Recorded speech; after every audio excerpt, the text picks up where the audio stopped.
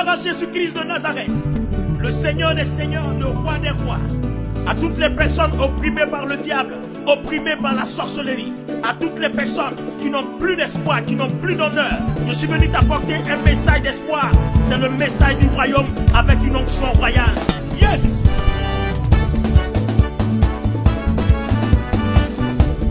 Venez louer l'Éternel des armées.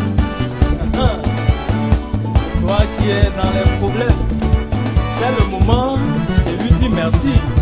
Hey, on veut me tuer, oh yeah, ils ont échoué. Ah, on veut me tuer, oh yeah, ils ont échoué. Gloire à Dieu. Seigneur, nous te bénissons, nous te donnons toute gloire. Merci d'être avec nous. Nous sommes à l'école des mystères. Merci pour cette vision. Merci pour cette opportunité. Touche notre esprit et fais-nous des hommes et des femmes de vision. Au nom de Jésus. Quelqu'un dit Amen. Quelqu'un dit très fort Amen. Voilà, salue encore une personne à côté de toi. Salut. Oh monsieur, suis-moi, suis-moi. Salue quelqu'un à côté de toi. C'est bon, merci. Et puis bénis-le. Dis-lui à l'école des mystères. Gloire à Dieu. Nous voulons souhaiter la bienvenue au Bishop Koti. On peut acclamer le Seigneur pour lui.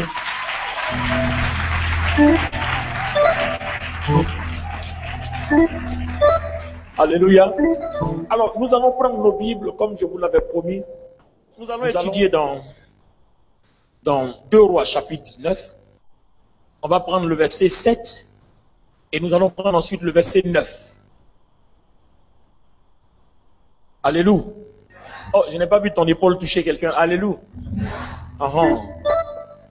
Et si ton épaule gauche a touché quelqu'un, la droite fait quoi? Alléluia. On dirait que la personne qui est à côté de toi, son épaule ne bouge pas. Donc tu prends ton pied, tu fais comment? Alléluia. Ah, on dirait que j'ai pas vu son pied bouger. Hein. Donc tu prends ta main, tu touches sa joue. Alléluia. Ah, sa joue n'a pas bougé. Donc qu'est-ce que tu fais? Tu te lèves et puis tu cries Alléluia. Gloire à Dieu. Gloire à Dieu. Waouh. Alors ce soir, nous allons parler de notre esprit. Je crois que ça va être la dernière partie du thème sur notre esprit. Gloire à Dieu. Notre esprit. Je ne parle pas de l'esprit de Dieu. Je parle de ton esprit à toi. Ton petit esprit que Dieu a mis en toi. Nous allons voir le travail que ça peut faire. Quel impact cela doit avoir. Quelle retombée cela doit avoir sur ta vie. Amen. J'ai dit à quelqu'un Amen. Alors prenons 2 Rois le chapitre 19. 2 Rois 19, Verset 7 d'abord. Je lis la parole. Je vais mettre en lui un esprit. Je vais mettre en lui, merci d'honorer les Écritures, on va se tenir debout. Dieu et sa parole, c'est un grand signe d'adoration. Je vais mettre en lui un esprit. Je vais mettre en lui un esprit tel que sur une nouvelle qu'il recevra, il retournera dans son pays. Il retournera dans son pays. Et je le ferai tomber par l'épée. Dans son pays. Dans son pays. Lis le verset 9. Alors le roi d'Assyrie reçut une nouvelle au sujet de Tirsa, roi d'Éthiopie. On lui dit, voici, il s'est mis en marche pour te faire la guerre. Et le roi d'Assyrie envoya de nouveau des messagers, etc. La partie ne nous intéresse pas. Que Dieu bénisse sa parole au nom de Jésus. Quelqu'un peut dire très fort Amen. Merci de vous asseoir, Église. Alors, les amis, ce passage-là nous parle d'un incident diplomatique qu'il y a eu entre le roi Sanchérib, roi d'Assyrie à cette époque-là, et puis le roi de Juda, le roi Ézéchias. Vous savez, à l'époque de la royauté, chaque roi devenait puissant quand son royaume était étendu, quand son royaume devenait vaste. Et le roi d'Assyrie était à cette époque-là un des rois dominants qui avait annexé presque tous les territoires autour.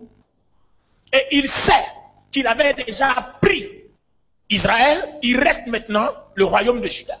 Mais vous savez qu'il y a un problème. Juda, il y a une alliance entre Dieu et David. Donc on ne peut pas prendre Juda comme ça. Alléluia. à cause de l'alliance, on ne peut pas posséder Judas comme ça. Alors, Sennacherib envoie Rabshakeh, un de ses responsables, pour envoyer un message à Ézéchias. Rabshakeh va insulter l'Éternel. Et ça n'a même pas suffi. Sennacherib aussi va envoyer un courrier. Il va insulter l'Éternel. Alors, Ézéchias sait qu'à cette époque-là, Sennacherib est très puissant. Vous voyez, cette situation-là nous arrive presque à nous tous. Souvent, il vous arrive quelqu'un qui est en face de vous, qui est très puissant. Et puis, il vous dit une parole. Et vous savez clairement qu'il a tort. Mais il veut vous écraser parce qu'il est puissant. Et malheureusement, vous ne pouvez rien parce qu'en réalité, il est puissant. Qu'est-ce que vous devez faire? À la veillée, j'en avais parlé.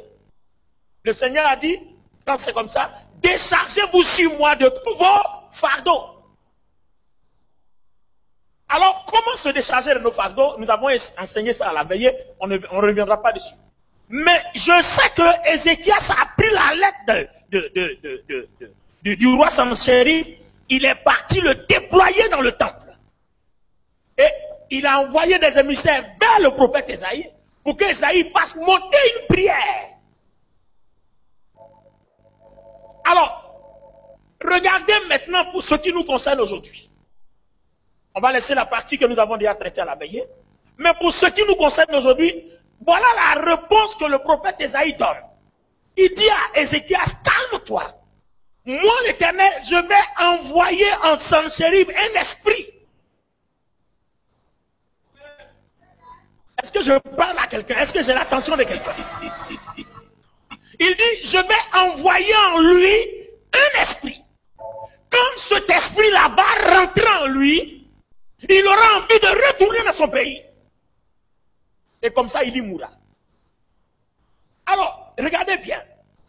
Pourquoi un des notables ne vient pas dire à Sennacherib, allons parce que c'est chaud dans ton pays?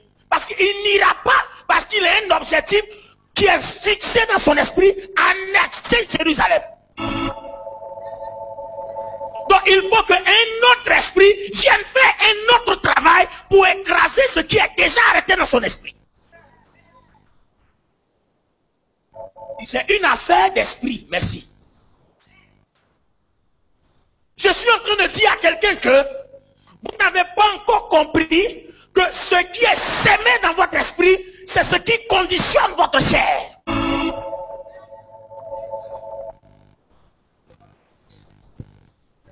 Rien ne peut conditionner ta vie tant que cela n'a pas reçu sémence dans ton esprit. Est-ce que je parle à quelqu'un ce soir? Nous sommes à l'école d'air. À l'école d'air, on parle mystère. Gloire à Dieu. Pour que quelque chose se produise dans ta vie, il faut que sa racine soit sémée dans ton esprit. Il faut que cela naisse dans ton esprit. Je vais mettre en lui un esprit qui va lui donner envie de retourner dans son pays. Donc, entre-temps, il a envie d'autre chose. Ça veut dire, dans son esprit, il y a une autre envie. Donc, il faut qu'on lui envoie un autre esprit qui lui donne d'autres envies pour abandonner l'envie qui dérange Ézéchias. Est-ce que je parle à quelqu'un? Il a une envie qui dérange le oint de l'Éternel.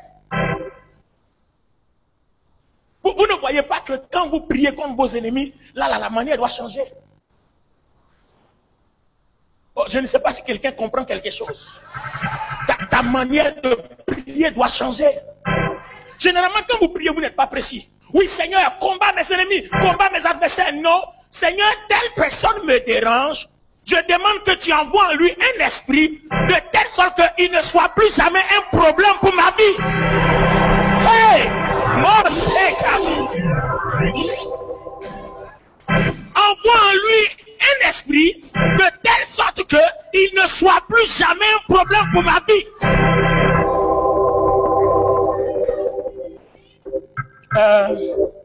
Je vais vous donner un témoignage d'un petit truc que j'ai fait il n'y a même pas encore 2 semaines. Elle est en train de rire, elle connaît. Lève ta main, elle connaît, elle est au courant de ce que j'ai fait. Alléluia. J'ai un petit chantier quelque part à Angers là. Et puis j'ai un voisin, quand j'étais en France, il a construit sur mon espace arrière. Parce que comme je n'étais pas là, le promoteur immobilier lui a vendu ma cour. Ah! J'arrive, sa maison est plantée. Donc je vais à un moment, ça dit, on dit, bon, monsieur, je peux reprendre ma place. Il a commencé à nous... D'abord, il a mélangé. Moi, quand je l'ai pris, j'ai gardé mon cap. Il a crié. J'ai dit, mon ami, je ne suis pas venu à la guerre, je suis venu à la paix. Quand tu as des armes, tu viens d'abord à la paix.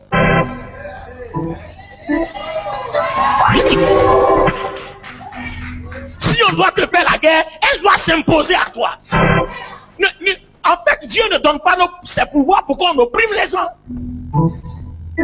J'ai pris une délégation. Vous vous souvenez, j'étais l'évangéliste Michael. Et puis, qui m'avait accompagné? Ah, oui, on est allé vers lui, je crois, aux 2 plateaux. Il m'a pris, il m'a mélangé. Il m'a envoyé un escadron de gendarmerie. Il a parlé, je suis arrêté là jusqu'à... Il dit, mon ami, pardon, je veux mon espace. Je suis allé sur mon terrain, j'ai pris le sable. Et puis je suis parti à la maison.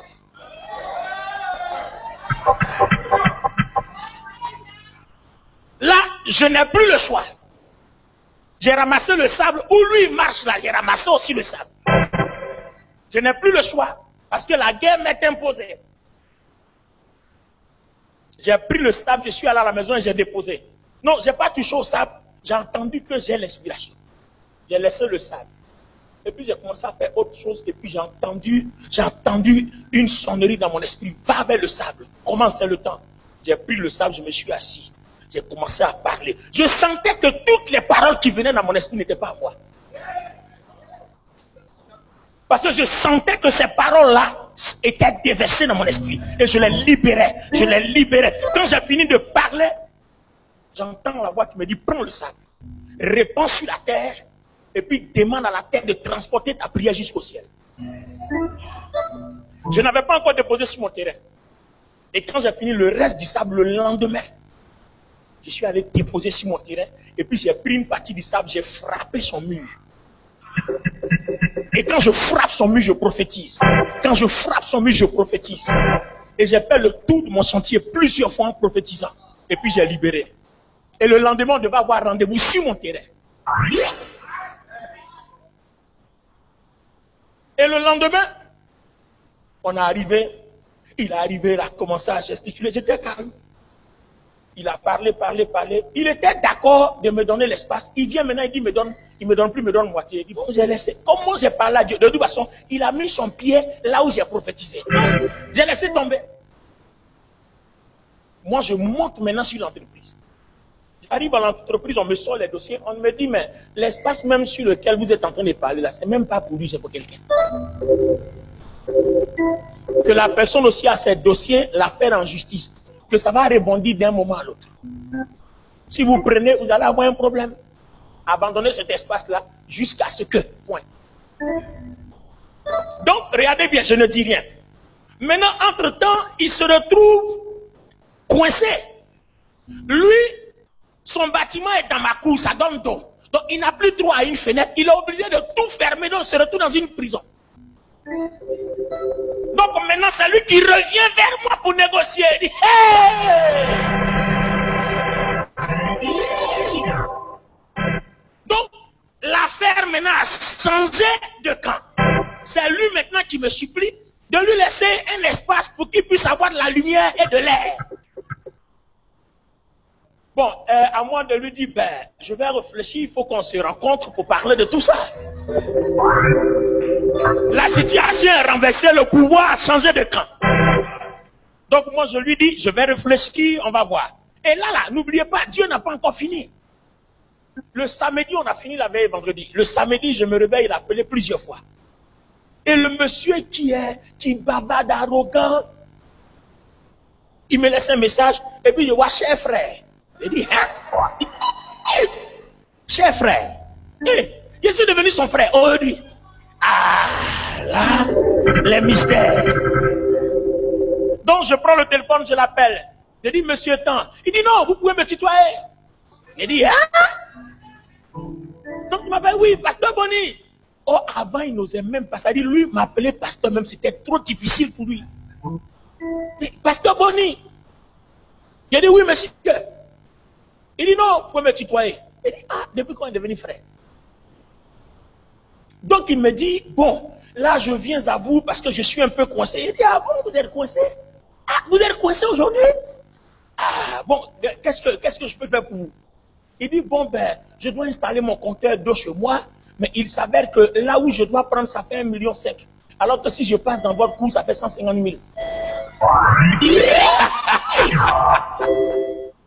Donc, la SODECI me demande que vous faites un courrier d'autorisation, sinon ils ne peuvent rien faire.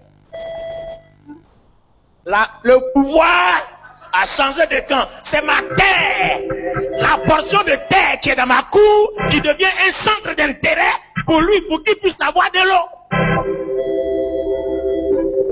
Donc, ils ont trouvé un moment ça, il dit sur le terrain là-bas. Elle les a mélangés, elle a dit, bon d'accord, si ton tuyau passe dans ma cour, en contrepartie, tu donnes le petit espace. Il n'y a pas de problème. Ils sont ça! Alléluia! C'est-à-dire, ce qui n'a pas voulu, maintenant il est coincé, il est obligé. Il n'a pas le choix. Ton tuyau doit passer dans ma cour, non? L'espace là, c'est comment? Je prends, ton tuyau passe. S'il ne prend pas, ton tuyau, il ne passe pas.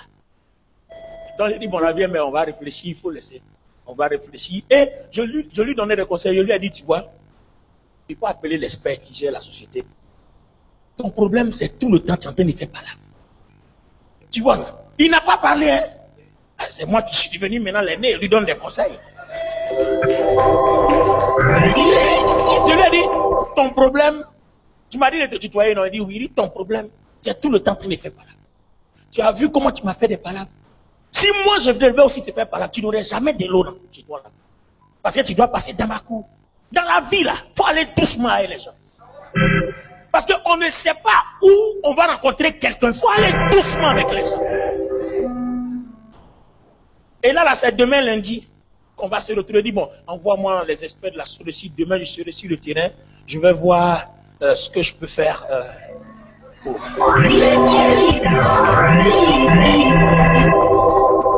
Alléluia. Alléluia. Et je lui disais comme ça, il ne faut pas faire des histoires. Si tu dois faire des histoires, il faut que ça soit imposé à ta vie. Oh, lui, entend lui, il ne sait pas ce que moi j'ai fait. C'est-à-dire, aussi longtemps que lui ou moi sera voisin, il dépendra de moi toujours. Aïe, moi j'ai pris le sable, j'ai frappé son mur, je frappe son mur, je parle. C'est-à-dire, aussi longtemps qu'on sera voisin, il dépendra de moi. Les amis, je vous dis, quand Jésus a dit, si quelqu'un te tape sur la joue droite, donne la gauche, Jésus sait qu'il y a des voies pour renverser la situation. Si tu brandis ta colère, premièrement, tu ne vas rien gagner. Ézéchias a pris la lettre de Sanchérib, il allait déployer devant Dieu. Et voilà ce que Dieu va faire. Dieu va envoyer en lui un esprit. Donc aujourd'hui, en dehors de la terre, je crois qu'on avait appris comment parler à la terre. Voilà. En dehors de la terre, on comprend aujourd'hui qu'on peut commander à un esprit d'aller dans la vie de quelqu'un pour changer ta vie à ton sujet. Come on, somebody.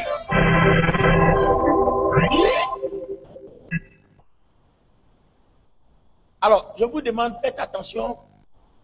Je voulais ouvrir une petite parenthèse qui fait un peu rire pour vous les femmes. Vous qui êtes sentimental, vous riez beaucoup. Quelqu'un peut mettre un esprit en lui qui a commencé à se fendre jusqu'à fatiguer. Faites attention. Non, je vous informe en même temps. Après, vous venez dire non, je suis tombé sur un mystique. Il m'a envoûté. Mais c'est comme ça. Quand, dans le monde là-bas, vous dites envoûté. Mais dans la Bible, c'est pas envoûté. C'est un esprit qui te commande aussi longtemps qu'il en prière.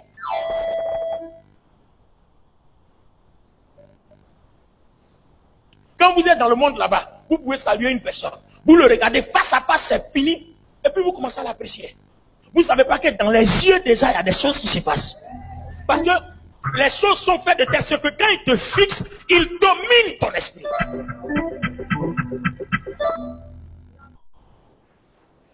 Vous comprenez pourquoi, quand j'ai commencé à parler du thème sur l'esprit, j'ai abordé un premier thème qui est être géant dans l'esprit. Je vous avais rendu témoignage de une femme sorcière qui cherchait à tuer une femme. Et puis elle a dit qu'elle a essayé, n'a pas pu parce que son esprit est dur. Alors, le problème c'est quoi? Qu'est-ce qui est dans ton esprit? Quelle est la sémence qui est dans ton esprit? Quelle est la chose qui est dans ton esprit, qui dirige ton esprit, qui impacte ta vie? Ce qui domine ton esprit, c'est ce qui impacte ta vie. Le même exemple, nous l'avons vu. Quand tu as tenu un conseil pour tuer Akab, vous vous souvenez? Un esprit de mensonge se présente. Il dit, moi je peux tuer Akab. Dieu dit, comment on va faire pour tuer Akab? Il dit, moi je peux tuer Akab. Dieu dit, comment? Il dit, je serai un esprit de mensonge dans la bouche de ces prophètes. C'est-à-dire, tant que cet esprit-là n'est pas là, eux, ils prophétisent autre chose selon un autre esprit qui les anime. Mais quand lui vient, qu'il domine, il prophétise selon lui son esprit parce qu'il devient un impact. Dans le monde spirituel et surnaturel, quand votre esprit domine, votre esprit devient un impact sur ceux qu'il domine.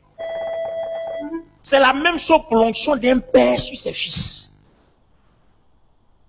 Si tu es un fils, que la manifestation de l'onction de ton père, on ne le voit pas en toi, c'est que tu es un mauvais fils. Parce que l'esprit de ton père ne t'impacte pas. C'est que tu es un fils rebelle, tu es un mauvais fils. Mais un vrai fils soumis, comme Josué auprès de Moïse, l'esprit de Moïse a un impact au point que Josué va au-delà des limites de Moïse.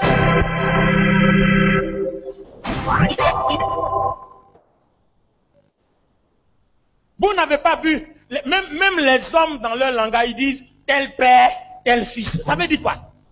Ton esprit, l'esprit de ton père a un impact parce qu'il t'a éduqué, il t'a communiqué ce qui est dans son esprit.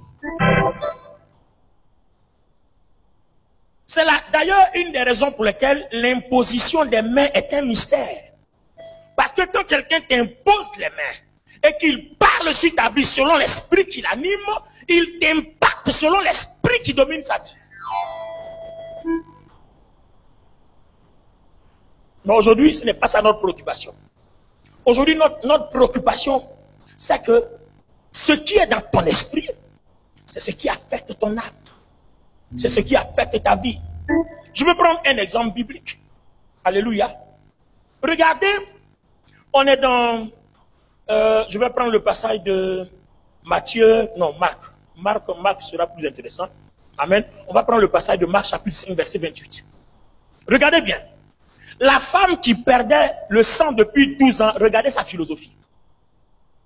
Elle dit, si je puis seulement toucher son vêtement, je serai guéri.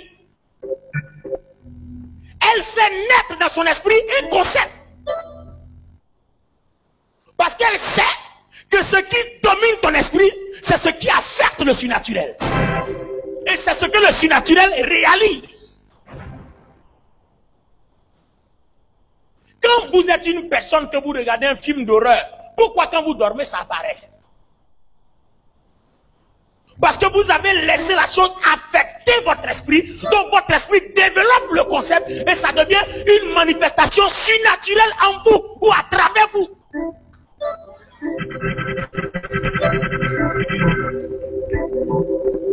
Est-ce que quelqu'un comprend ça? Alléluia. J'ai dit, est-ce que quelqu'un comprend ça? Regardez par exemple. Regardez par exemple, même quand vous dormez, il arrive que vous pensez à de bonnes choses. Et souvent, vous avez tellement pensé que la chose est née. Et vous allez rêver exactement ce à quoi vous avez pensé avant de dormir. Donc, notre manière de penser affecte notre esprit et cela devient un sujet de manifestation dans le surnaturel, d'opération dans le surnaturel.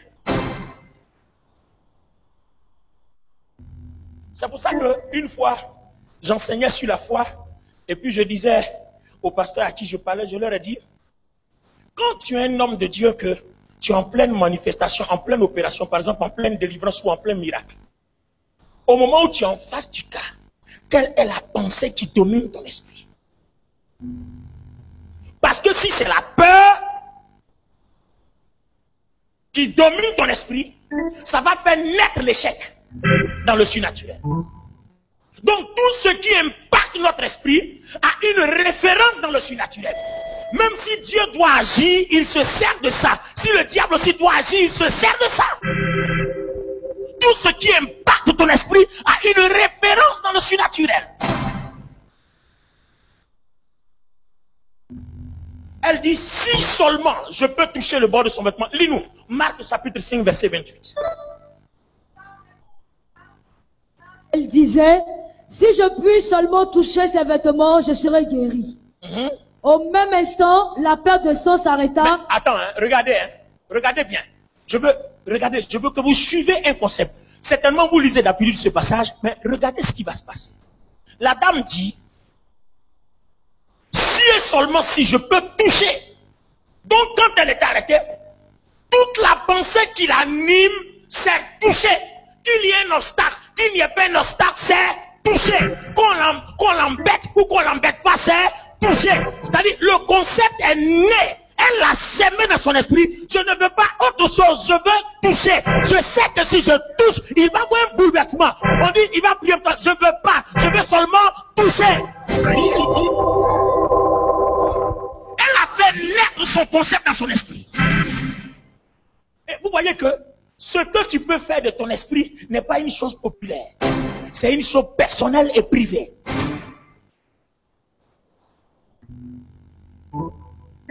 Donc vous comprenez que la foi n'est pas une dimension populaire. La foi est très personnelle. Ça dépend de comment tu joues avec ton esprit. La foi est un jeu de ton esprit. Parce que le jeu qui se passe dans ton esprit, c'est de ça, c'est de ce jeu-là que le Saint-Esprit se saisit. Est-ce que quelqu'un comprend ça? Elle dit, si seulement je peux toucher. Rien que toucher. On dit, il va prier pour toi. Non, je vais toucher. D'ailleurs même, il est tellement envahi, il ne peut même pas prier pour quelqu'un. Je veux le toucher. Alors, ce qui va me frapper dans le concept, elle l'a tellement nourri que quand elle a touché, la Bible dit quoi? Jésus a senti, au même instant, la perte de sang s'arrêta et elle sentit dans son corps qu'elle était guérie de son mal. Ensuite, Jésus connut aussitôt lui-même qu'une force était sortie de lui et se retournant au milieu de la foule, il dit, qui m'a touché? qui a touché mes vêtements? Ses disciples lui disent, tu vois la foule qui te presse et tu dis, qui m'a touché? Et il regardait autour de lui pour voir celle qui avait fait cela. La femme effrayée et tremblante, sachant ce qui s'était passé en elle, veut se jeter à ses pieds et lui dit toute la vérité. Mais Jésus lui dit, ma fille, ta foi t'a sauvée. Attends, écoutez. Herman, regarde mon fils. Il y a une foule nombreuse, on le presse de partout, mais comment il a pu identifier personnellement cette femme-là? Les gens étaient nombreux, on le pressait de partout. Mais comment il s'avère que son esprit n'a pas été impacté par les différentes personnes qui le touchent, sauf celle qui a fait naître. Donc ce qui a fait naître dans le surnaturel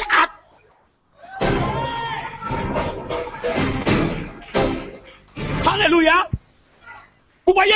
Ça veut dire que des milliers de personnes peuvent être autour, mais Dieu n'a de regard, d'attention pour personne, sauf ceux qui ont créé quelque chose dans leur esprit pour toucher le surnaturel. Come on, somebody.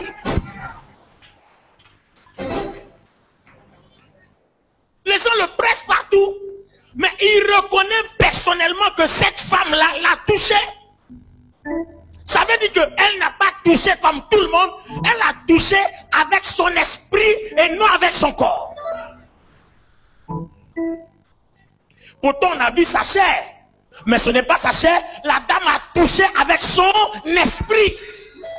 Elle dit dans son esprit, si je touche, je suis guéri. Et ce qui affecte notre esprit, c'est notre pensée, notre manière de penser. La pensée en toi est le monde du surnaturel. Alléluia. Et même Job, qu'est-ce que Job dit à ce sujet? Alléluia. Qu'est-ce que Job dit à ce sujet?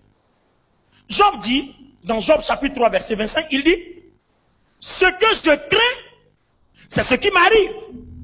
Ce que je redoute, c'est ce qui m'atteint. Je n'ai ni tranquillité, ni paix, ni repos, et le trouble s'est emparé de moi. Quand la crainte et la peur sont sémées en vous, ça devient une cause, un sujet surnaturel.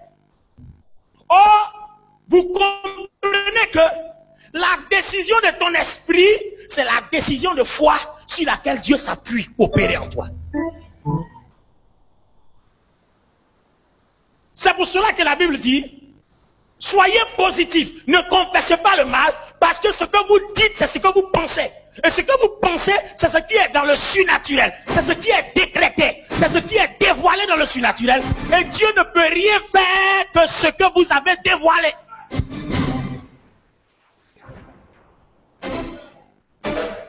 Si vous êtes malade, que vous pensez que vous allez mourir, ça finira par vous arriver. Mais si vous pensez fermement que vous n'allez pas mourir, la maladie sera là, mais elle ne pourra pas vous tuer parce que vous avez créé un concept surnaturel. Voilà le grand fondement, sinon la fondation de la foi. Écoutez, si vous analysez, étudiez bien la définition de la foi. La foi, ce n'est pas la croyance. Faites attention. Parce que croire même en latin signifie autre chose. En grec, ça signifie autre chose. Alléluia. Mais regardez bien. Il dit quoi? La foi vient de ce qu'on entend. Et ce qu'on entend vient de la parole de Dieu. Bien. Quand vous entendez quelque chose, elle devient une pensée en vous. Est-ce que je parle à quelqu'un? Il y a des personnes, même pour ne pas être affectées, quand tu commences à dire quelque chose, non, c'est bon, je préfère bouger mes oreilles. Parce que ce que je vais entendre là, ça va m'amener à réfléchir. Je ne veux pas réfléchir.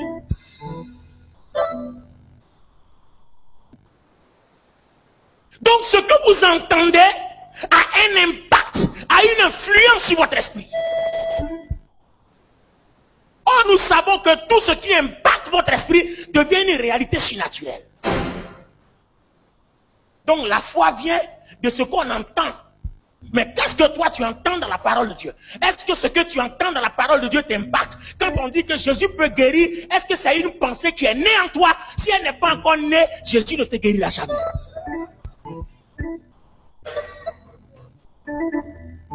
Quand on dit Jésus peut te sauver, est-ce que c'est une pensée, un concept qui est né en toi? Est-ce que c'est devenu ton affaire personnelle? Est-ce que c'est devenu en toi une pensée personnelle? Si elle ne l'est pas encore devenue, alors Jésus ne peut rien pour toi. Donc la foi vient de ce qu'on a.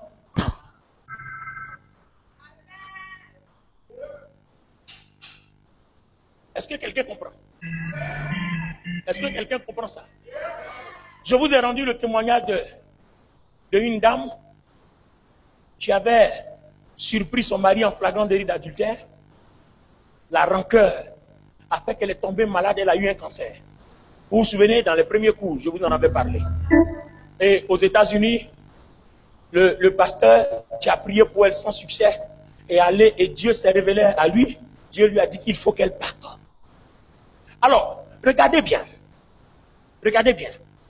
Le jour où le serviteur de Dieu a appelé la femme pour lui dire, Dieu me dit que si vous pardonnez, vous serez guéris. Alors, il ne s'agit plus, ce n'est plus une question d'imposition de main ou de chercher une onction quelconque. Donc, en fait, le pardon est une pensée, un concept que nous devons faire naître dans notre esprit.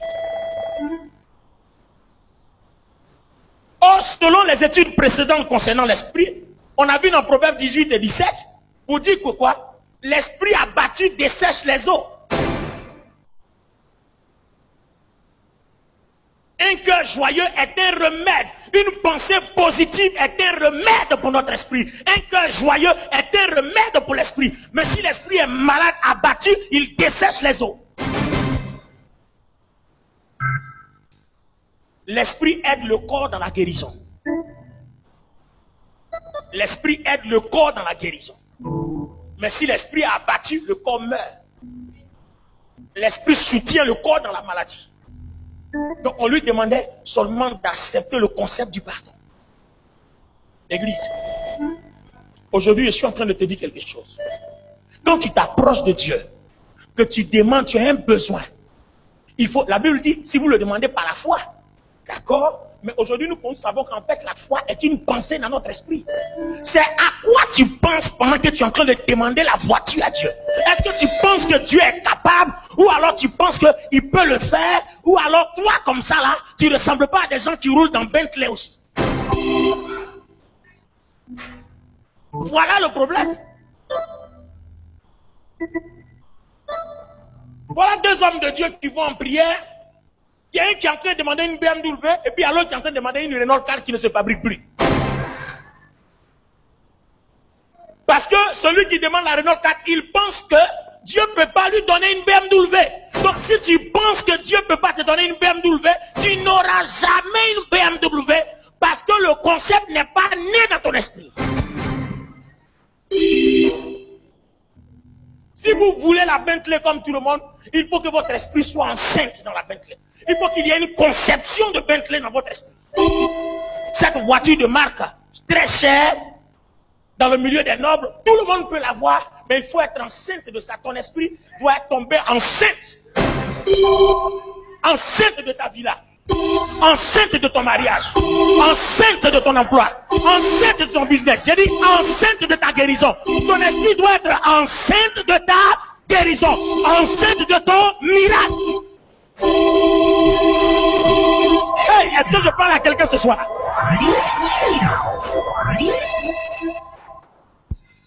Mais vous voulez quelque chose, votre esprit n'est pas enceinte de ça. Vous savez, votre esprit en vous, c'est le siège de la communication dans le surnaturel. Parce que toutes les pensées s'aimaient en vous sont directement en contact avec Dieu. Voilà le problème.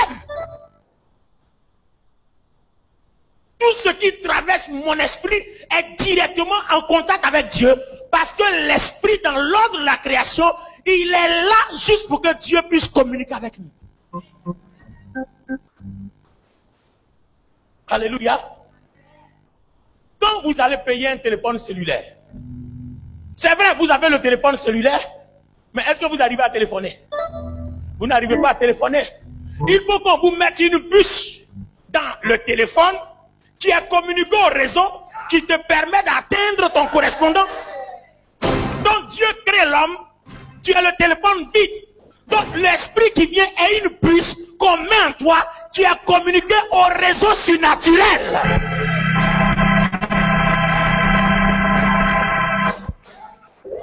Est-ce que vous comprenez? Si vous avez remarqué, toutes les choses de technologie, tout ça, ça suit la loi de l'esprit. Tout suit la loi de l'esprit. Il n'y a rien à faire. Tout est connecté à la loi de l'esprit, les amis. Je dis, tout est connecté à la loi de l'esprit. Tant qu'il n'y a pas une puce dans le téléphone, il n'y a pas de communication. Tant qu'il n'y a pas un esprit dans l'homme, Dieu ne peut jamais être connecté à toi. Donc tout ce qui touche au réseau, à ton téléphone, l'opérateur est au courant. Tous les SMS que tu envoies, l'opérateur est au courant. Tous les appels que tu passes, même si on t'a bipé et puis on a coupé à la seconde près, l'opérateur est au courant.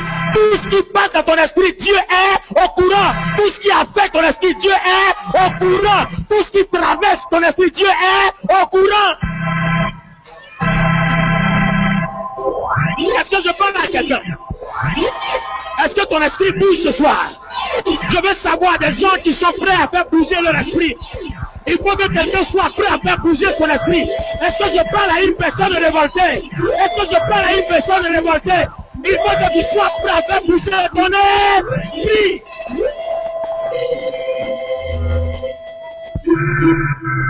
Alléluia. Je dis alléluia. Ton problème n'est pas ta chair.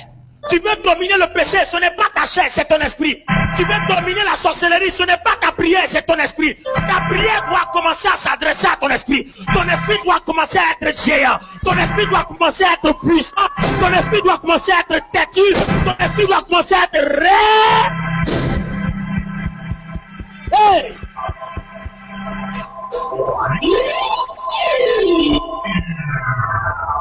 C'est une affaire d'esprit, les amis. Je dis, c'est une affaire de l'esprit. Alléluia. Quand vous écoutez dans la Bible les grands prophètes, il dit, l'esprit du Seigneur parla à mon esprit. Il dit, l'esprit du Seigneur toucha mon esprit. L'esprit du Seigneur se révéla à mon esprit. Alléluia. Tout est une question d'esprit.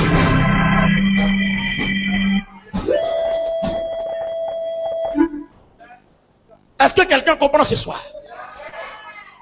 Nous voulons dominer. Oh, je n'ai pas entendu ton amen. Nous voulons dominer. Nous voulons régner. Nous voulons être des gens qui parlent et la chose arrive.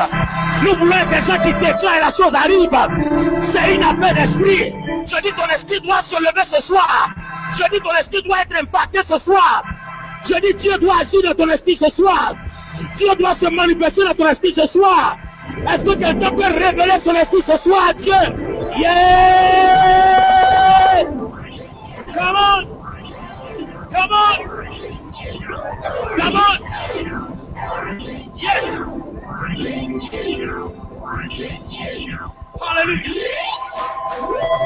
Alléluia! Ce soir, il faut que quelque chose change en toi. Alléluia! On dit que les mystiques sortent de leur corps. Mais c'est parce qu'il sait s'aimer les choses dans son esprit qu'il arrive à sortir, à voyager avec son esprit. Tu peux aussi voyager avec ton esprit. Tout ce que le sorcier fait avec son esprit, tu peux aussi le faire. Bishop Gauthier, j'ai parlé avec une femme sorcière. Je lui ai posé la question, mais comment vous faites pour voyager? Non, elle est convertie maintenant, ce n'est plus. Elle dit, je prends un brindille de balai. Et puis je pense que ça va me faire voler. Et je vole avec. Je lui ai demandé c'est tout. Mais elle ne sait pas que je connais la réponse de la Bible. Parce que quand elle m'a dit, ça m'a tellement impressionné parce que la Bible le dit aussi pour nous les chrétiens. Mais seulement c'est que ton esprit n'a pas encore décidé de voyager. J'ai dit ton esprit n'a pas encore décidé de voyager. Si tu as envie de te marier, il faut que ton esprit épouse. Il faut que ton esprit soit enceinte de la conception. La chose doit naître dans ton esprit. Le projet doit être conçu dans ton esprit. Le projet doit naître dans ton esprit. Hey! Alléluia. Attendez. Est-ce que vous m'avez compris? Une personne pense qu'un brindille de balai va devenir avion. Et ça devient avion. Alors que Dieu te dit à toi, je vous ai donné le pouvoir. Toi qui as le pouvoir, tu n'es pas capable de penser que la brindille de balai peut devenir épée contre le sorcier. Mais c'est parce que ton esprit n'a pas encore pensé.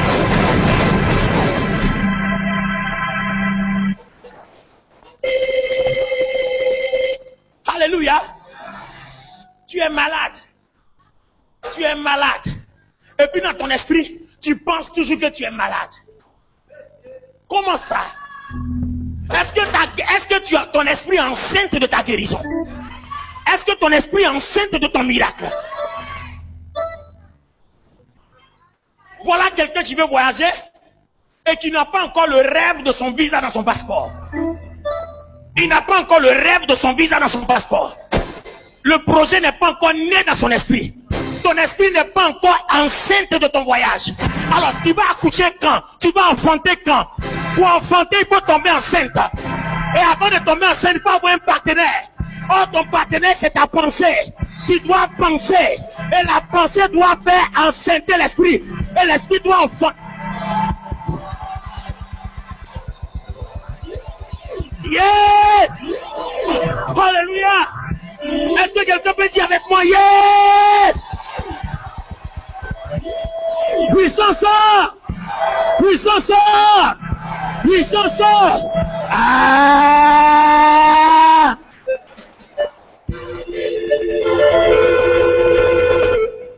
Est-ce que quelqu'un comprend ça? Ton esprit doit être géant. Ton esprit doit être inébranlable. Ton esprit doit être Ton esprit doit être puissant et fort. Personne ne doit se détourner. Personne ne doit te faire dévier. Ton esprit est inébranlable. Ce que tu dis est dit. Jésus dit que ton oui soit oui, que ton non soit non. Autrement dit, ce que tu as semé dans ton esprit doit demeurer.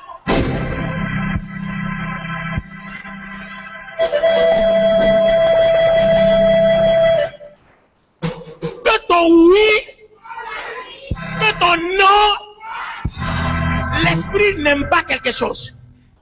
Des gens, aujourd'hui ils sont là, demain ils sont ici. Aujourd'hui ils sont là, l'esprit n'aime pas. Quand votre esprit est comme ça, le royaume de Dieu ne peut pas vous faire confiance. Parce que tout ce que votre esprit pense, déclare, c'est une connexion avec le royaume de Dieu. Donc, si vous êtes comme ça, si vous êtes comme si, on ne voit pas votre oui, on ne voit pas votre non, on ne voit pas votre détermination, le royaume de Dieu ne peut pas te faire confiance, donc ta foi ne peut rien produire. Ton oui doit être, ton non doit être, et Jésus dit, ce qui on y ajoute vient du malin.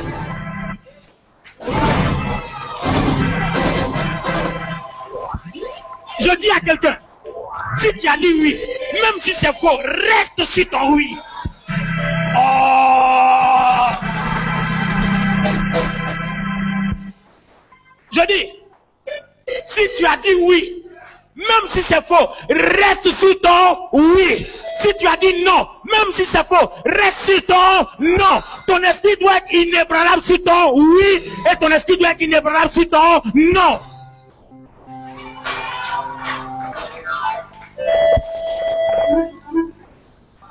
Qu'est-ce que la Bible dit à ce sujet? La Bible dit, tout ce qui est conviction n'est pas péché. Mais le problème, c'est que la Bible n'a pas expliqué le concept de l'esprit. Parce que ce que tu as sémé en toi, si ton esprit est enceinte de quelque chose, c'est ce que Dieu va cautionner. Je croyais que tu avais dit, Je dis, la Bible dit, tout ce qui est conviction n'est pas péché. Mais tout ce qui n'est pas conviction est péché. Or, la conviction, c'est quoi? Ton oui est oui, ton non est non. Même si ton oui est faux, ça n'a qu'à rester oui, Dieu va être déçu.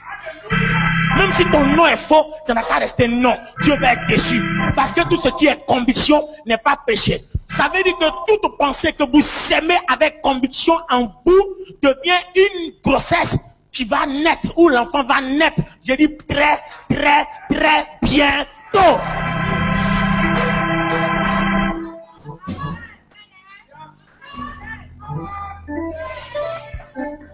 Les amis, Bishop Koti, j'ai rêvé d'une grande maison. Demandez à la maman qui est assise là, les témoins. De temps en temps, elle m'encourageait dans la vision. Comment ça, il lève la main, lève la main. C'est une très bonne femme, elle a un bon esprit. Alléluia. Elle m'a encouragé dans le projet. Je rêve d'une grande maison. Donc, je suis allé faire une opération immobilière où j'ai modifié la maison. Quand tu rentres, en tout cas, c'est maison. À un moment donné, ça nécessite beaucoup d'argent, je vais abandonner. Elle me dit non. Elle me dit non, fonce. Elle me dit fonce. Mais je n'ai pas eu du mal à foncer parce que comme je connais les Écritures, j'ai dit bon, il faut que je sème dans mon esprit que je dois foncer. Donc chaque fois que je dors, la maison est dans mon esprit. Je dors avec. C'est devenu comme une vision. Je vois un modèle. Quand j'arrive, je lui dis change ici. Parce que je réfléchis tellement à ça que maintenant mon esprit commence à faire le plan de la maison dans le surnaturel. Aujourd'hui, je lui arrive, je dis casse ici. Jusqu'à dernièrement, je dis je veux une grande terrasse et on a fait la terrasse. Alléluia. Chaque fois que je dors, l'esprit me montre, mon esprit me montre des choses. Et quand j'arrive, je dis bon, ici la cassé, je vais élargir mon bureau. Bon, après je vais dire cassé, je vais élargir la cuisine. Et là maintenant, ce n'est plus moi qui vois, hein. C'est des plans, quand je ferme mes yeux, je commence à voir. Et quand je vois, je me lui proposer, il dit, j'ai vu une truc. Bon, je ne t'impose pas, hein, mais c'est une proposition. On ne peut pas faire comme ça. Et après on se rend compte que c'est bon. C'est-à-dire, à force de penser, le surnaturel a commencé à s'impliquer dans mon projet et c'est devenu un projet de Dieu et non mon projet. Votre maladie doit être le problème de Dieu. Votre chômage doit être le problème de Dieu. Le problème de ton église et ton ministère doit être le problème de Dieu. Mais tu n'as pas encore réellement pensé. La conviction n'a pas encore convaincu, poussé au loin jusqu'à la grossesse de ton esprit. Ton esprit doit tomber enceinte. Je dis à quelqu'un, ton esprit doit tomber enceinte. Oh, je dis à quelqu'un, ton esprit doit tomber enceinte. Je dis, ton esprit doit tomber enceinte de ton mariage. Enceinte de ta femme. Enceinte de ton mari. Est-ce que le mari que tu veux épouser, est-ce que l'esprit t'a déjà montré? Il faut le créer. Impose le mari là à ton esprit. La femme que tu veux imposer et épouser, impose-la à ton esprit. Tu crées dans ton esprit, je veux une femme comme ci, comme ça, comme ça, comme ça. Tu le fabriques. Chaque jour, tu dors avec. On te montre autre chose, tu dis non. On te montre le modèle, tu dis oui. Demain, on veut te montrer un semblant, tu dis non. On te montre ton modèle, tu dis oui. À force de dormir avec, ton rêve devient une vision du royaume de Dieu. Attendez. Pourquoi la Bible parle de rêve? Pourquoi on veut que vous rêvez? Parce que rêver, ce n'est pas un problème de la chair.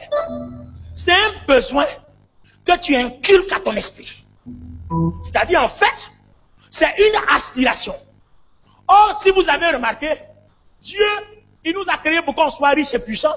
Mais à toi de choisir ton modèle de richesse et de puissance. Il y a plusieurs maisons, plusieurs châteaux, mais chacun choisit son plan. Ça ne peut pas moins que ce soit un château. Mais tous les châteaux n'ont pas le même plan. Donc, c'est vrai que Dieu veut te faire habiter un château, mais tant que tu ne donnes pas un plan à Dieu, tu vas rester dans ta cabane. Oh, je n'ai pas parlé à quelqu'un. Alléluia. Dessine ton besoin. Quel que soit le besoin, dessine-le. Et puis dis à ton esprit, je parle à mon esprit. Voici le dessin de mon esprit. Voici le dessin de mon besoin. Voici le dessin de mon mari. Voici le dessin de ma femme. Voici le dessin de l'enfant que je veux mettre au monde. Voici le dessin du travail que je veux avoir. Le dessin de la maison. Le dessin de la voiture. Et puis impose à ton esprit. En 1999, Bishop Cotier, j'ai rêvé à un modèle de temple. Et puis pendant que je priais, je vois le modèle dans mon esprit. Et puis je prends quelque chose, je dessine. Je finis, je mets dans le miroir.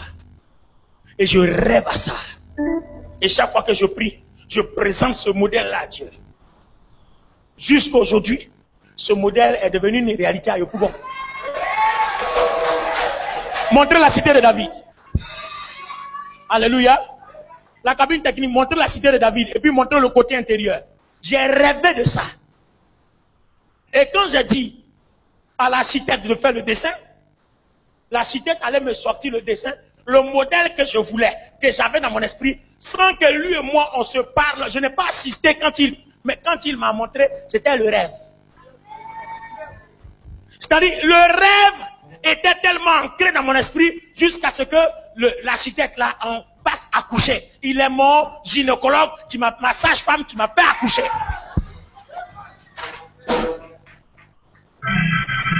Alléluia. Alléluia. Je dis alléluia. Est-ce que quelqu'un peut comprendre ça? Alors, ce soir, nous allons prier. Et avant de prier, tu dois avoir une conception sur la base de la conviction dans ton esprit. C'est une affaire d'esprit. Le miracle est une affaire d'esprit. On ne parle même pas encore du Saint-Esprit. Ton esprit. Les besoins, les bénédictions que vous voulez, c'est une affaire de votre esprit. Si on t'a dit que la maladie est incurable, il faut que ton esprit dise, moi je ne suis pas malade d'une maladie incurable. Dors avec la pensée, réveille-toi avec. Et puis commence à faire des choses que ta maladie là t'empêche de faire. Commence à le faire. Tu réussiras à le faire. Je vais vous rendre mon témoignage et puis on va prier. On était dans quel mois? Je ne sais pas si c'est dans le mois de septembre. J'ai failli faire un arrêt cardiaque. Ça, personne ne sait. Aujourd'hui, je vous le dis publiquement. J'ai failli faire un arrêt cardiaque. Ah, j'ai dit, mais en temps normal, je ne ressemble pas à quelqu'un qui doit... Bon, je ne suis pas obèse, je ne suis pas machin. Bon, un arrêt cardiaque, il vient faire quoi? Un matin, je me lève, j'ai une douleur là dans le dos. Bon, je pensais que j'ai mal dormi. Ma femme me dit, non, tu as mal dormi. Le lendemain, ça commence à saisir mon cœur. Ça me serre. Il dit, je ne me sens pas bien. Je m'en vais à la clinique. Le médecin me dit, vous êtes en train de faire un infarctus. J'ai dit, D'abord, quand il m'a dit infarctus, dans mon esprit déjà, il dit, docteur, je ne ferai pas d'infarctus. Il a pensé qu'il était têtu, mais il ne sait pas que j'opérais dans le surnaturel. Parce que s'il me dit que j'accepte, que ça affecte mon esprit, ça va être un problème. Donc j'ai dit, docteur, je ne vais pas faire d'infarctus. Mais je vais quand même aller à l'hôpital, mais je ne vais pas faire l'infarctus. Donc je quitte la clinique. Au lieu d'aller à la clinique qui m'a recommandé, je suis allé à la maison. Et puis il dit à tout le monde, je vais rentrer dans la chambre pour parler à Dieu. Si je dois mourir, que je mets en prière. Mais je dois parler à Dieu avant d'aller à l'hôpital. Je suis rentré dans la chambre, tous ceux qui habitent avec moi sont au courant. J'ai fermé la porte, puis j'étais dans la chambre. Et puis j'ai parlé à Dieu. J'ai dit à Dieu, mon esprit actuellement là, voilà la vision que tu m'as donnée. Tous les rêves qui sont dans mon esprit ne sont pas encore accomplis. Ça veut dire que mon esprit enceinte est fatigué et non malade. Quand on est enceinte, il a pu arriver qu'on est fatigué. Donc mon esprit est un peu épuisé, mais je ne suis pas malade. Je refuse que je passe un AVC. Comment on appelle ça? Un infarctus. Je refuse. Donc j'ai parlé à Dieu dans mes termes selon ma pensée. Quand j'ai fini de parler, j'ai dit, allons à l'hôpital. On arrive à l'hôpital dans une clinique. On arrive là-bas. Bon, vous savez, la clinique, souvent, c'est économique. Hein. Quand tu arrives, on te prend des trucs. Oh, attention.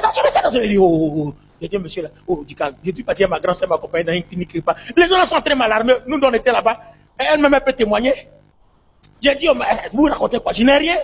On dit, non, monsieur, votre cas est grave. On va vous interner. J'ai dit, je ne dors pas ici.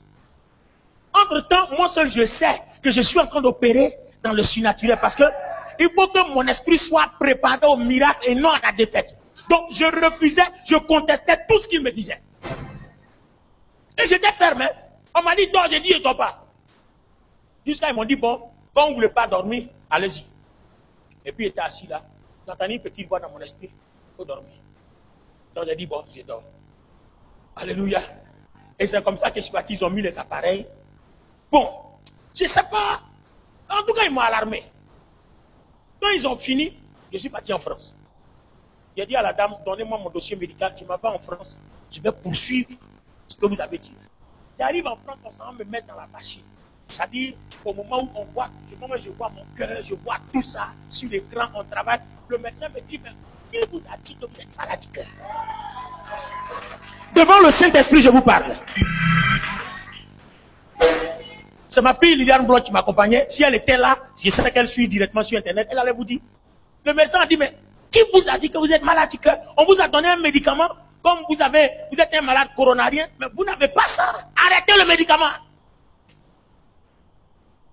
Bon, maintenant, qu'est-ce qui a dû se passer entre ce qu'ils ont révélé et puis après la prière, après mes opérations, le résultat final?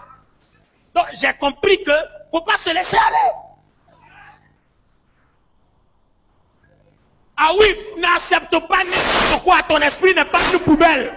Je dis ton esprit n'est pas une poubelle. N'accepte pas n'importe quoi. N'entends pas n'importe quoi. Ne regarde pas n'importe quoi. Ton esprit n'est pas une poubelle.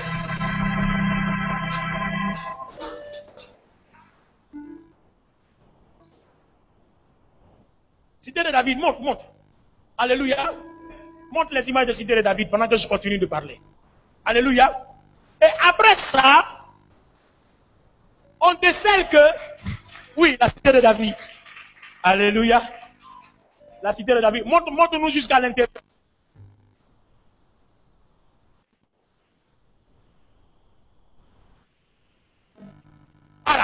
Voilà le rêve. Le rêve de l'intérieur. Ça fait 3000 places. Et au-dessus là-bas, le hangar que vous voyez, ça fait 2500 places. Donc nous avons un total de 5000. Si on a un événement, on met un écran géant dedans, en haut avec les haut-parleurs. Nous avons un espace de 5500 places. Alléluia. Voilà le rêve. This is my dream. I have the dream. Yeah. Luther King a dit, I have a dream. I have a dream that one day black and white shall live together. Hallelujah. I had a dream. I saw something in my spirit. And today, this is my dream. I fulfill it. Oh, someone say amen. Hallelujah. Gloire à Dieu. Et dernièrement, Bishop Poti, on découvre que j'ai une tension cachée. Le même médecin qui a vu que je n'étais pas malade du cœur. Il dit, mais je ne comprends pas pourquoi vous n'êtes pas malade du cœur. Les examens ne révèlent rien, mais votre cœur est gros. J'ai dit, mon cœur est gros. Oui, parce que mon esprit est gros. Je suis un géant dans l'esprit. Donc, mon esprit est tellement grand que quand il est dans le cœur se détend. Alléluia. Donc, je prenais pour faire de la comédie. Donc, je lui ai dit, certainement, comme je fais du sport, parce que tous les samedis, à l'époque, je faisais 10 km de footing. 5 km aller, 5 km de retour sans m'arrêter. Donc, le médecin a conclu que c'était le footing qui faisait ça. Bon. Et puis, je me rendais compte que quand je faisais ce footing-là, après, j'ai mal à la tête. Et moi-même, je ne comprenais rien. Alors que mon sang circulait mal au niveau du cœur. Ça veut dire que si je forçais, mon cœur pouvait s'arrêter. Mais je ne savais pas. Donc, ça veut dire que chaque fois que je commence à faire les efforts, arrivé à un moment donné, la tension monte. Donc, le médecin dit, bon, on va vous faire un branchement. Donc, je suis allé en cardiologie. On m'a mis sur un vélo, on m'a branché. Au moment où je pédale, on prend ma tension. En tout cas, tout était là. Et arrivé à ce moment, normalement, quand vous êtes en sport, votre tension peut aller jusqu'à 25. C'est normal quand vous faites du sport. Mais au-delà, c'est dangereux. Et arrivé au moment, ma tension a piqué à 28. Donc le médecin m'a dit, arrête, il a bon. C'est les blancs. Arrêtez, c'est dangereux. J'ai dit, mais il y a quoi? Je me sens bien. Mais effectivement, quand j'ai arrêté, je sentais que j'avais mal à la tête. Donc du coup, j'ai compris qu'avant, quand je courais, où j'avais mal de tête, c'est parce que ma tension montait. Mais c'était une grâce de Dieu qui faisait que je n'ai pas piqué une crise d'AVC. Donc, il m'a mis sur un traitement. Je dois prendre un médicament par jour. Approuvel. Les petits comprimés comme je dois prendre un par jour. J'ai regardé Ika, j'ai dit, Seigneur, je ne peux pas prendre un médicament à vie. Ça, là, je n'accepte pas. Donc, j'ai dit au médecin, mais je suis pasteur, je vais jeûner comment? Je dois jeûner. Je dois entretenir mon esprit. Or, pour entretenir mon esprit, il faut que je prie, il faut que je lise la Bible, mais il faut que je jeûne. Il me dit, non, ne jeûnez pas. Donc, il n'a rien dit. J'ai dit, il a compris, docteur. Il a compris, il n'a pas jeûné. Ah, ça, c'est sa parole. Quand je suis arrivé à Abidjan, j'ai appelé ma fille, il a dit, faut dire au docteur que j'ai une urgence, je dois jeûner. Donc, elle appelle, docteur Fischer, pasteur Boniti, il a une urgence, il doit jeûner. Il dit, bon, si jeûne, le soir, il n'a qu'à arrêter, mais il n'a qu'à prendre son médicament. Il a dit, ouais. Au départ, il a dit, ne fais rien. Mais quand je suis quitté là, il dit, faut jeûner, mais le soir, ça dit, ne fais pas un jour sans prendre ton médicament. Donc, j'ai dit, bon, je vais commencer une série de jeûnes. J'ai fait tout le mois de janvier. Le mois de janvier. Dans la semaine du lundi au vendredi, il était enfermé. Il ne sort pas. Jusqu'à mi-février. J'ai dit, envoyez-moi un tensiomètre. Ma tension qui montait là, quand il prend tension, c'est toujours maintenant entre 11 et 12. Alléluia. Et on m'a donné un tensiomètre. Quand je cours, un moment je m'arrête, je prends ma tension. Mais le miracle, c'était quand j'ai pris même. Samedi, je suis allé courir. Où est Junior? Je me suis levé matin et dit, alors on va courir. On a couru, quand on est arrivé, je prends ma tension, bizarrement, malgré les efforts que j'ai fait, ma tension est à 11,6. Malgré les efforts, j'ai dit, ce que ton esprit accepte, ça va devenir réalité. Dieu va le confirmer. Ce que ton esprit refuse, ça va devenir réalité. Dieu va le confirmer. Est-ce qu'il y a quelque chose dans ton esprit ce soir? Est-ce que vous n'êtes pas? Tiens-toi debout, tiens-toi debout. Tiens-toi debout. Alléluia. Est-ce que quelqu'un peut s'aimer quelque chose? Est-ce que tu peux s'aimer une graine? Est-ce que tu peux s'aimer une semence dans ton esprit? Ce que tu vas s'aimer dans ton esprit, c'est ce qui va arriver. Groupe musical, prenez place. On va partir pour quelques minutes de prière. Est-ce que vous n'êtes pas? Alléluia. Nous avons avec nous le bishop Coty. Je vais le laisser conduire cette prière. Amen. Pour que nous soyons deux à intervenir. Dieu te bénisse. Waouh. Grand message, amen. Qu'est-ce que tu veux que Dieu fasse pour toi? Quel est le rêve que tu as? Ça, c'est la question. Le bishop vient de nous bénir extrêmement. Mais il faut qu'en toi naisse quelque chose. Quelqu'un dit amen. Non, quelqu'un dit amen. Pour que dans 1 an, dans 2 ans, qu'on voie le résultat. Quelqu'un dit amen. Nous allons lever nos mains vers le Seigneur. Lève tes mains là où tu es. Tu vas commencer à déclarer des choses. Tu vas commencer à déclarer des choses. Tu vas commencer à prononcer des choses. Prions tous ensemble, bien-aimés. Prions tous ensemble, alléluia. Prions tous ensemble, église. Déclarons des choses, alléluia. Korabara shekere barasira. Eriaba kamanda soto koriaba. Liebro sakamanda karaboroshina. Liebre kamanda shekere barakaria.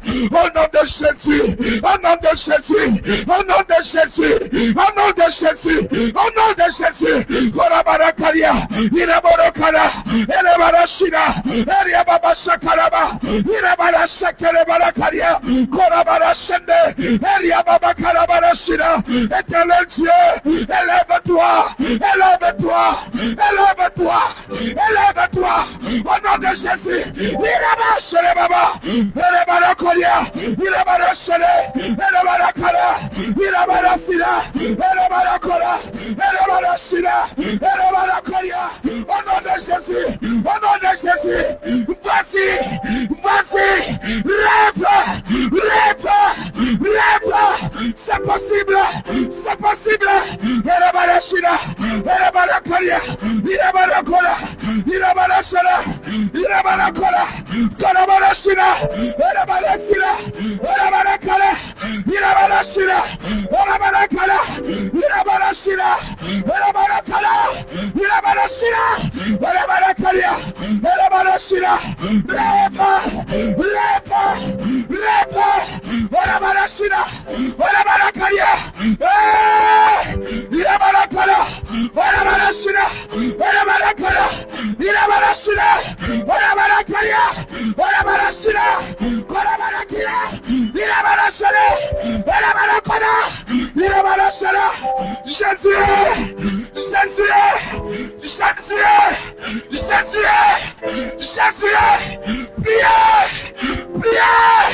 libère,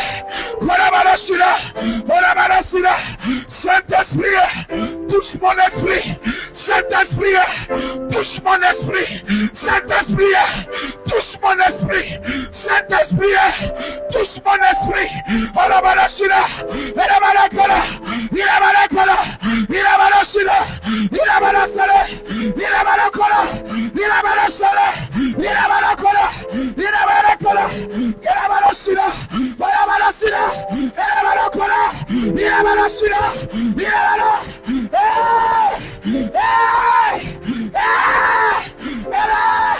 Jésus, oh Seigneur, Jésus, c'est ça, vraiment, Jésus, gloire à toi, merci Seigneur, c'est ça, bien-aimé, c'est ça, c'est possible,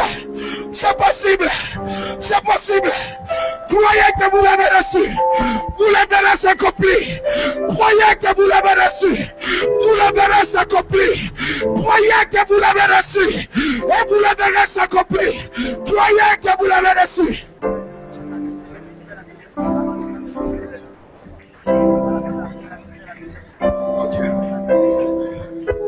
C'est ça, c'est possible. Je dis c'est possible. Je dis c'est possible. Je dis c'est possible. Je dis c'est possible. Je dis c'est possible. Je dis c'est possible. C'est possible. C'est possible. C'est possible. C'est possible. Tu le verras. Ça va se réaliser. Reçois-le. Conçois-le. Conçois-le. C'est possible. Conçois-le. C'est possible. Conçois-le. C'est possible. C'est possible. C'est possible. Je reçois. Je reçois. Lève ta main droite. Dis après moi, je reçois le changement dans ma vie. Je conçois mon miracle. Je reçois le changement au nom de Jésus. Mon esprit accepte le bouleversement des miracles dans ma vie. J'accepte au nom de Jésus. Au nom de Jésus. 2014, c'est mon année. 2014, c'est mon année. 2014, c'est mon année des miracles. Rien, dis avec moi, rien n'est impossible. Rien n'est impossible. Dis avec moi, rien n'est impossible. Au nom de Jésus, acclamons le Seigneur pour son écrit de joie.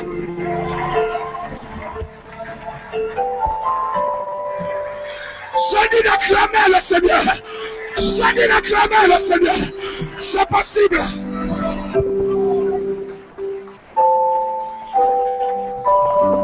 Que Dieu soit béni. Amen. Restons ensemble.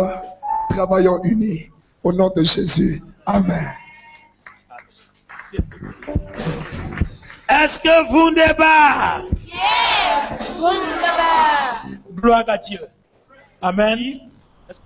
Le Seigneur Jésus a dit, tout ce que vous demandez, il dit, croyez que vous l'avez reçu et vous l'aurez. Ça, c'est pour faire la conclusion de mon message maintenant. J'ai pas entendu ton Tout ce que vous demandez, croyez que vous l'avez reçu et vous l'aurez.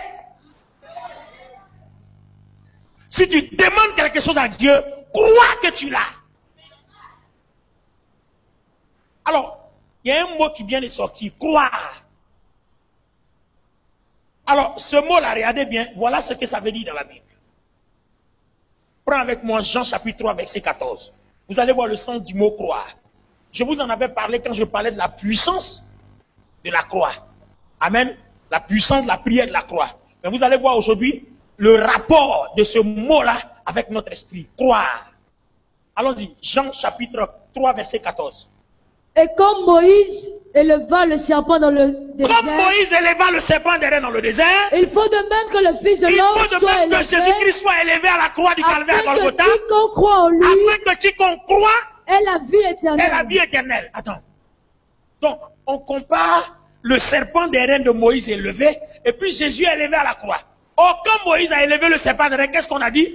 Afin que quiconque s'arrêta devant le serpent des reins, le regarda et le vit, soit guéri. Maintenant, on dit comme, c'est-à-dire on compare, on dit c'est la même chose. Mais cette fois-ci, on ne dit plus voir, mais on dit croire. Donc, voir et croire, ça veut dire quoi?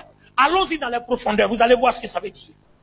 Quand nous allons dans les profondeurs, amen, croire vient du mot latin credere, qui signifie crédible, c'est-à-dire penser que la chose est véritable. Donc en fait, ce que tu vois, c'est ce qui devient véritable en toi si tu l'acceptes. Donc ce que tu crois, ce que tu penses, il faut que la chose soit acceptée, que c'est véritable. Donc quand on dit, si tu crois, on te demande, est-ce que tu penses que c'est véritable? Est-ce que tu vois dans ton esprit que c'est véritable? Voir, À l'époque de Moïse et à l'époque de Jésus, c'est croire. Donc, voir et croire signifient la même chose. Je continue. En grec, croire signifie persuader. Admettre que la chose est une réalité. Donc, ce que tu vois, c'est ce que tu reçois. Élie a dit à Élisée, ce n'est pas impossible.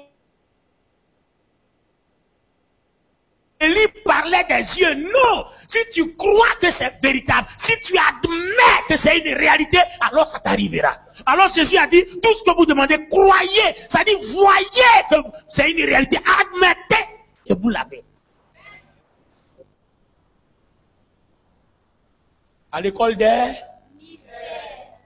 Alléluia. Et en hébreu maintenant, croire signifie amen. Or, amen signifie confirmation. La chose est confirmée. Est-ce que ce qu'on t'a dit, ce que tu as vu, est-ce que c'est confirmé dans ton esprit que c'est vrai? C'est pour ça que vous voyez, le Seigneur Jésus dans la Bible nous a mis en garde. Il dit, faites attention à vos pensées. Parce que si les pensées sont mauvaises, à partir du moment où c'est admis dans votre esprit, ça devient une forteresse. Et quand ça devient une forteresse, on ne peut plus te l'enlever. Donc ça devient une forteresse mentale.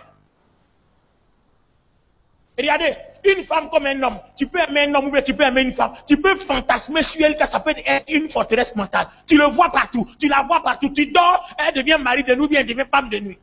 Pourquoi? Parce que c'est devenu une forteresse mentale.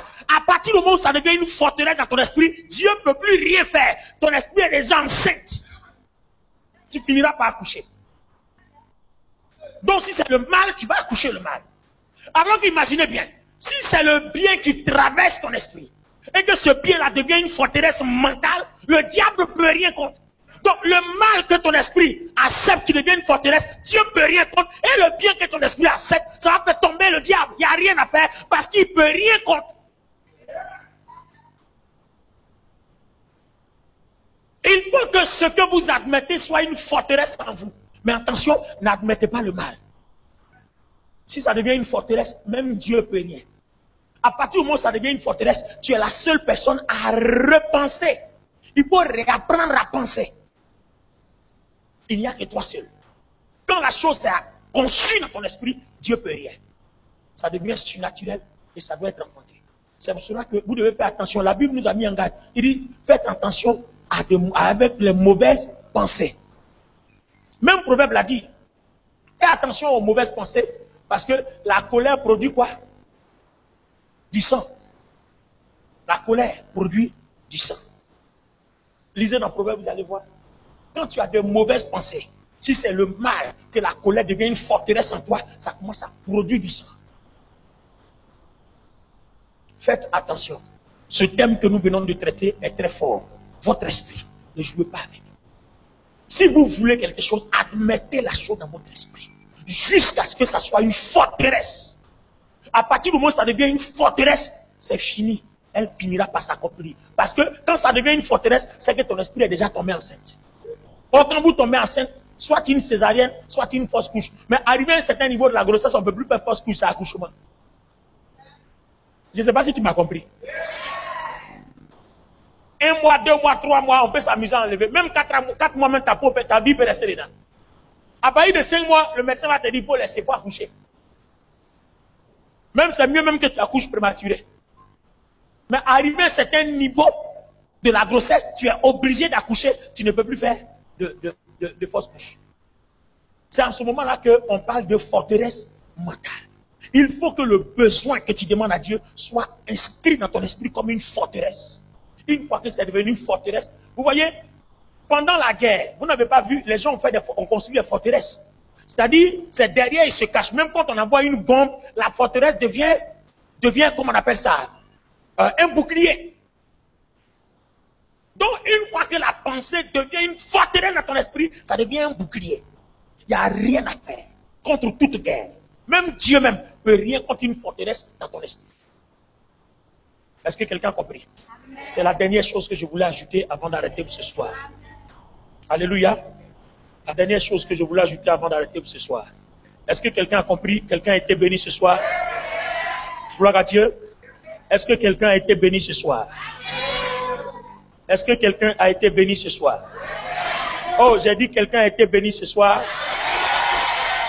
Est-ce que quelqu'un a été béni ce soir? Gloire à Dieu. Que Dieu nous bénisse.